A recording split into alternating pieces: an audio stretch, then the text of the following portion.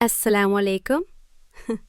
میں ہوں عائشہ اور آپ دیکھ رہے ہیں کہانی ٹائم ود عائشہ۔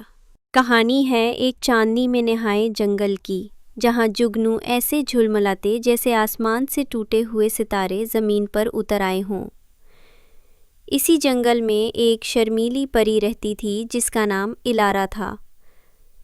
اس کا کام تھا جنگل کے بیچ میں کھڑے اس قدیم بید کے درخت کی دیکھ بھال کرنا، جس کی جڑوں کو چھو کر کوئی بھی اپنے خواب سچ کر سکتا تھا۔ ایک شام ایک انسان اس جنگل میں آ گیا۔ اس کا نام کیل تھا، ایک نرم دل مصور جو ہمیشہ اس ڈھلتے سورج کا رنگ تلاش کرتا رہتا تھا، جو اس کی تصویر میں کبھی قید نہ ہو پاتا۔ وہ بید کے پاس آیا اور الارا کو دیکھا، جس کے پروں کی جھلک ایسے تھی جیسے صبح کی پہلی روشنی۔ الارا ڈر گئی کہ کہیں وہ بھاگ نہ جائے، اس لیے بید کی لٹکتی شاخوں کے پیچھے چھپ گئی، مگر کیل بھاگا نہیں۔ وہ ہر رات آتا اور بغیر دیکھے صرف یاد سے اسے کینوس پر اتارتا۔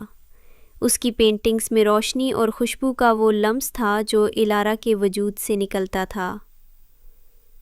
الارا ہر رات اسے چپکے سے دیکھتی اور اس کا دل بارش کے بعد کیلی کی طرح کھلتا جاتا، مگر وہ جانتی تھی کہ انسان زیادہ دیر پریوں کی دنیا میں نہیں رہ سکتے۔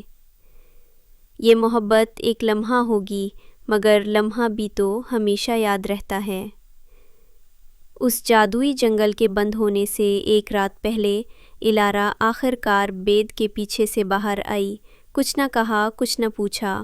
کیل نے اپنی آخری پینٹنگ پیش کی اور الارا نے بید کی سب سے اونچی شاخ سے ایک چاندی کا پتا توڑ کر اس کے ہاتھ میں رکھا۔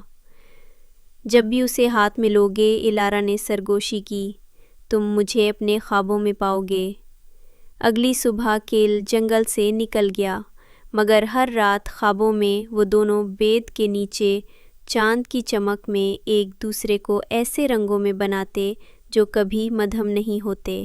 نئی باتیں ہر دن صرف کہانی ٹائم ود عائشہ پر۔ سبسکرائب کرنا نہ بھولیے، کیونکہ یہاں ہر کہانی آپ کی کہانی بن سکتی ہے۔